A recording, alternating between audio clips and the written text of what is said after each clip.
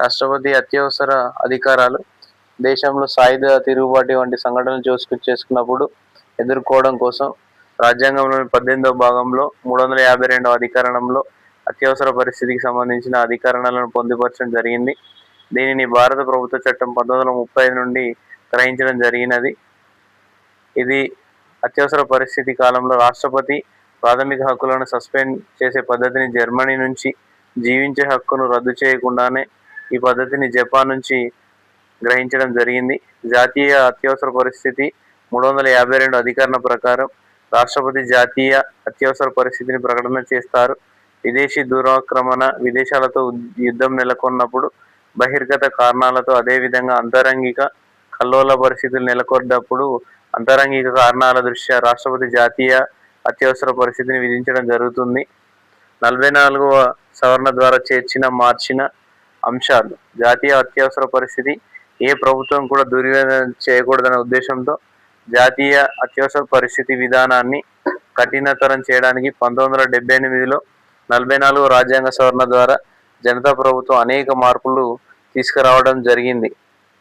విదేశీ లేదా అంతర్గత కారణాలతో జాతీయ అత్యవసర పరిస్థితిని విధించాలని కోరుతూ కేంద్ర కేబినెట్ ఒక లిఖిత పూర్వమైన సలహా ద్వారా రాష్ట్రపతికి సిఫారసు చేయాలి.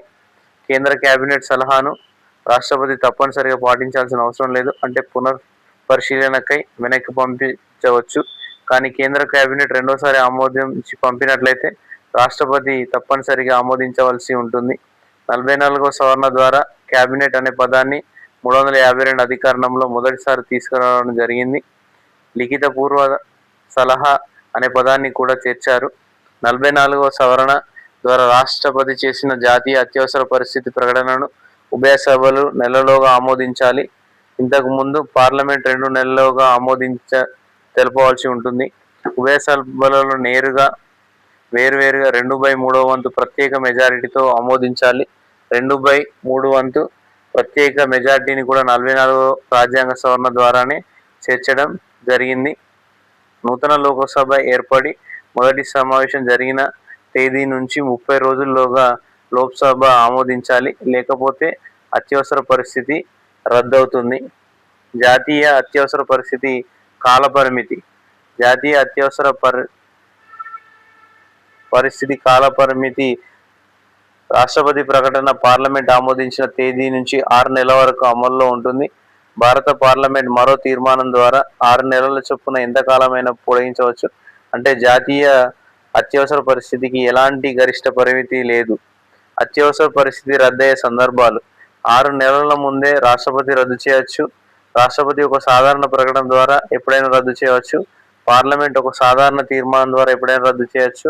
రాష్ట్రపతి ప్రకటనను పార్లమెంట్ 1 నెలలోపు ఆమోదించకపోయినా అత్యవసర పరిస్థితి రద్దవుతుంది. 44వ సవరణ ద్వారా మార్పు.